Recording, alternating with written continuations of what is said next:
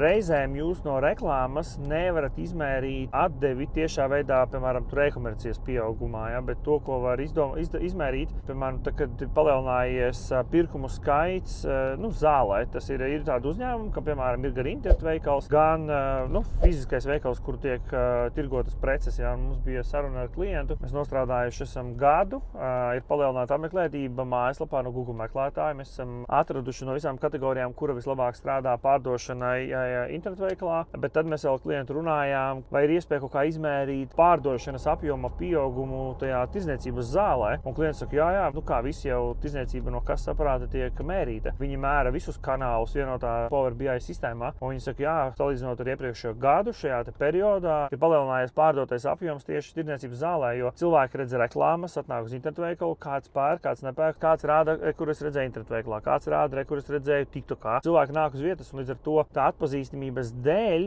aug arī apmeklētība faktiskajā tajā zālē, kas ir jums kā mārketinga cilvēkiem ir jādomā vienmēr arī, viens ir pieaugums internetu veikalā, kā es varu izmērīt zīmola atpazīstamības pieaugumu. Šajā gadījumā klientam tieši tas pieaugums ir tirdzniecības zālē. Ja arī jūs vēlaties palielināt pārdošanas apjomus ar digitālo reklāmu, tad nākat pie mums uz e-komercija.lv un pieskieties bezmaksas konsultācijai.